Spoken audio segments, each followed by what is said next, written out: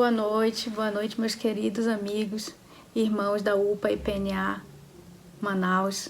Quero dizer para vocês que estou muito feliz de ter sido convidada para trazer esse devocional aqui para vocês, ainda mais num tema tão relevante que é sobre a nossa vocação, né? Então, como eu sei que a maioria que está nos acompanhando aqui é adolescente, eu vou iniciar o nosso devocional fazendo uma pergunta bem direta. Será que um adolescente, ele pode ser vocacionado, né? Então, para a gente desvendar esse mistério, vamos primeiro entender o que é um vocacionado, né? Um vocacionado é aquela pessoa que tem uma vocação, ou seja, ela tem uma aptidão para exercer determinado ofício. Biblicamente, né, se a gente for trazer para a parte bíblica, podemos dizer que o vocacionado é uma pessoa que tem um chamado de Deus para um propósito específico que redunda na glória de Deus. Então é sempre bom a gente observar esse conjunto que é de 3 elementos: o chamado, que tem um propósito que redunda na glória de Deus.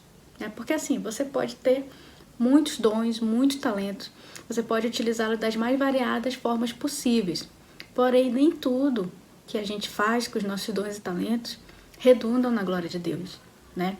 A Bíblia nos traz vários exemplos de personagens que tiveram chamados específicos para propósitos que redundaram na glória de Deus. A gente começa lá pelo Antigo Testamento, a gente vê que Abraão foi chamado para ser o pai de uma grande nação, né? Em seguida, a gente vê Moisés foi chamado para conduzir o povo pelo deserto, né? O próprio Josué foi chamado para conquistar a terra prometida, né? E quando a gente sai do Antigo Testamento e a gente vem para o Novo Testamento, a gente tem o exemplo dos discípulos que foram chamados para seguir a Jesus, que deixaram seus ofícios de pescadores para seguir a Jesus, né? Logo em seguida, lá em Atos, a gente vê o chamado de Atos e Barnabé para pregar para os gentios, né? Aí a gente respira um pouco e volta na pergunta inicial. Será que, com todos esses exemplos, desses feitos extraordinários, será que um adolescente ele tem chance ou ele pode realmente ser vocacionado? Será que eu, como adolescente, tenho um chamado para um propósito específico que redunda na glória de Deus, né? Então, a Bíblia diz que todos os discípulos de Cristo têm um chamado, né? Se a gente for ler lá em Efésios 4:11, diz assim: ele designou alguns para apóstolos, outros para profetas, outros para evangelistas, outros para pastores e mestres. É bom lembrar que esse chamado ocorre, segundo Efésios 4:12, para que o corpo de Cristo seja edificado. Então, se a gente for olhar para esse versículo, a edificação da igreja é o propósito pelo qual Deus nos dá os nossos dons e talentos. Em outras palavras, os nossos dons e talentos são para que sirvamos uns aos outros, né? Parece bem simples, mas nós somos o corpo. E o corpo, ele é um organismo vivo. Quando todos os membros desse corpo cada um cumpre a sua função, todo o corpo é beneficiado. Amém?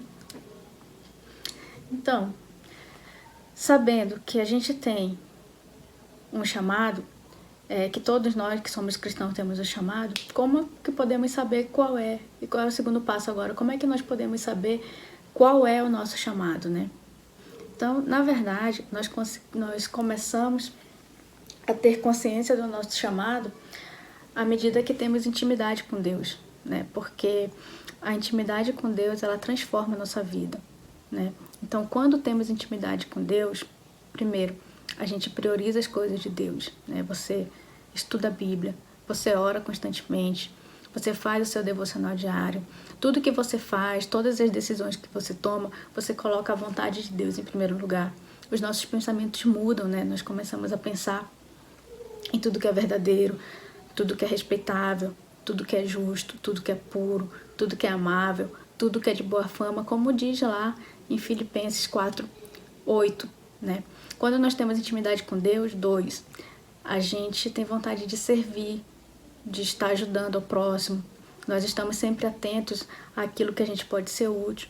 Estamos sempre dando graças a Deus por tudo, né? A intimidade com Deus, ela gera gratidão por tudo que Deus fez por nós, né? Quando nós temos intimidade com Deus, 3, a gente consegue discernir a voz de Deus. E é aqui que está todo o segredo. Porque a voz de Deus é que direciona a gente para qual caminho que a gente deve seguir. Então, em resumo, a intimidade com Deus é o que faz a gente reconhecer e desenvolver o nosso chamado.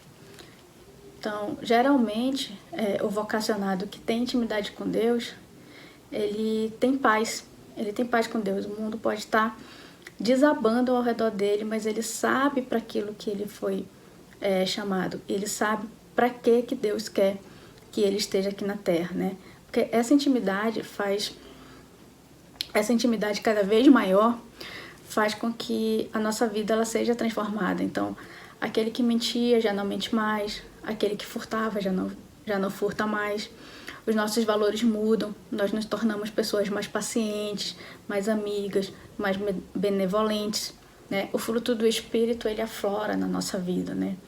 E aí a gente começa a ter alegria, paz, longanimidade, benignidade, bondade, fidelidade, mansidão e domínio próprio, como fala lá em Gálatas 5:22, né? Então a nossa única vontade nesse mundo é agradar a Deus e falar das suas maravilhas. Nós nos sentimos cada vez mais gratos por todas as nossas ações são voltadas primariamente para a glória de Deus, né?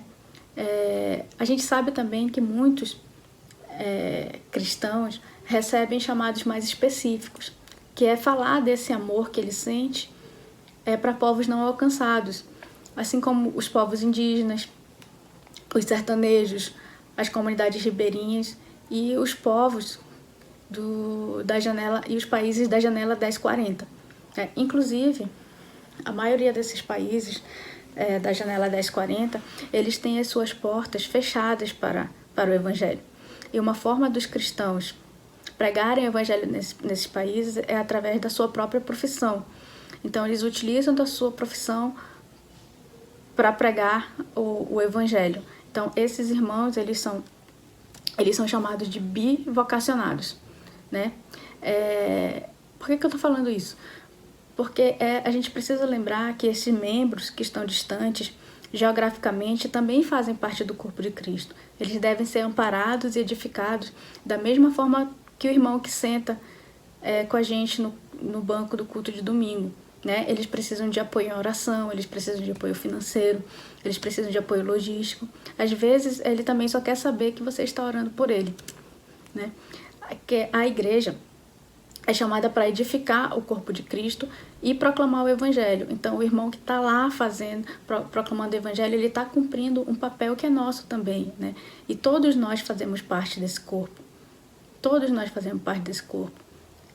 Se você ainda não sabe qual é a sua função dentro do corpo, busque intimidade com Deus, por meio da oração, por meio do estudo da palavra. Exercite seus dons e talentos. Observe ao seu redor o que você pode fazer para a edificação do corpo de Cristo. Efésios 4, 15 e 16 diz: Antes, seguindo a verdade em amor, cresçamos em tudo naquele que é a cabeça. Quem é a cabeça? Cristo. Dele, todo o corpo, ajustado e unido pelo auxílio de todas as juntas, cresce e edifica a si mesmo em amor, na medida em que cada parte realiza a sua função. Amém?